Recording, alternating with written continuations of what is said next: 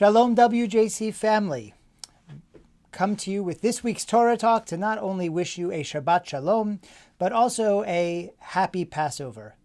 I want to talk maybe about a slightly different theme of Passover this year. I want to talk about how the Exodus is related to Hesed and our job to put more Hesed, more love, more kindness into the world. It starts with something you can talk about at your seder. Now, if you take a shortcut through the seder, you might miss this page, but at the very beginning of the seder, we read, Mitchila ovdei avodah zarah. Right, in the beginning, our ancestors were idol worshippers, but now God has brought us near to serve the Lord. Then a quote from Joshua about God coming to Abraham and showing him the spiritual nature of the world and joining in relationship with Abraham. And from there to the special relationship leading to the Exodus. You can ask the question, why would we start the story of the Passover? And this comes right after the four sons in the traditional Haggadah. So it's right at the beginning of the telling, the Magid section of the Seder. We're talking about the Exodus. Why start with Abraham? What does Abraham and our being idol worshippers before Abraham have to do with the Exodus? I think what it has to do with is Hesed. What made Abraham special? God reached out to Abraham, showed him a better way. But what was this better way? Was it merely God's presence in the world?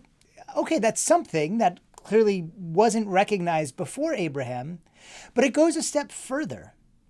Because Abraham somehow understands, once being in relationship with God, that God's chesed, God's kindness in reaching out to Abraham and being in relationship with Abraham, means that Abraham needs to be in relationship with others as well. And that relationship means caring and loving, whether he knows them or not, whether they are part of his family, Abraham and Sarah and their children, or not. And how do we know this?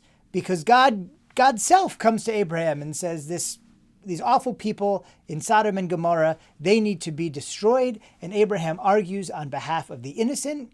Turns out there are no innocent in Sodom and Gomorrah besides his nephew Lot, who is saved. But he tries, and that trying, we say, oh, of course he tries. Who wouldn't try? Well, it turns out apparently anybody living in the world at that time, and I would argue far too few people living in the world at this time.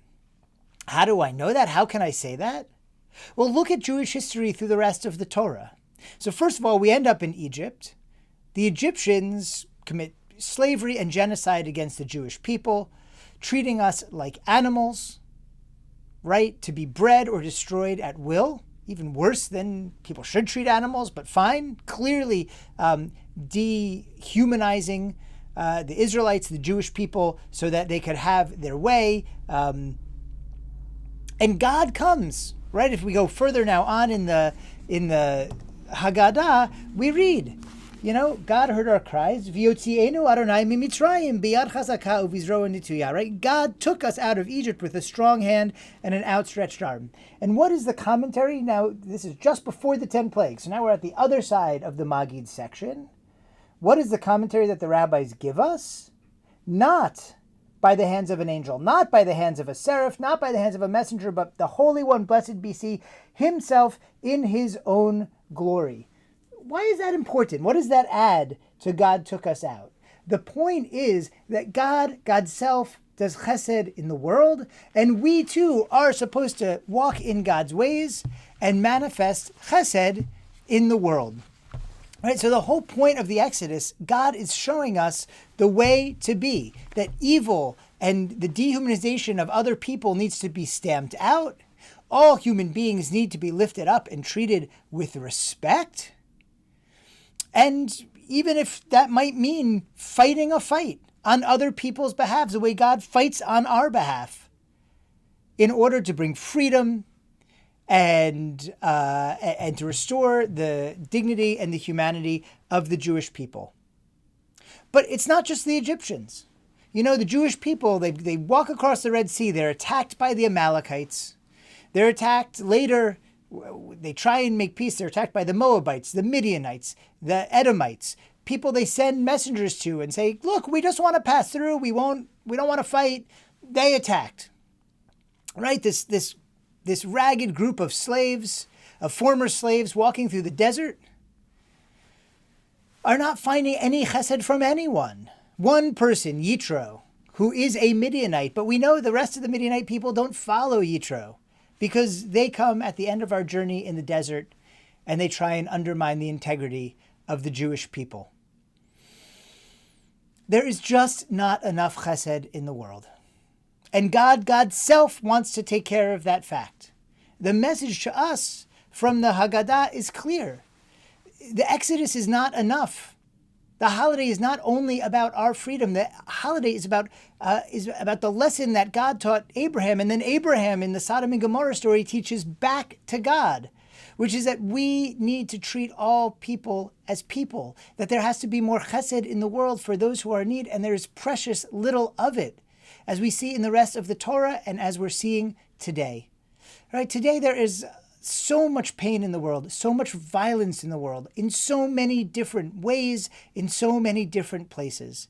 It is so sad that after 3,500 years of celebrating this holiday of freedom, and freedom requires human dignity, freedom requires people to be treated as human beings, that there is still so much mistreatment in the world, so much violence, so much war, so much terror.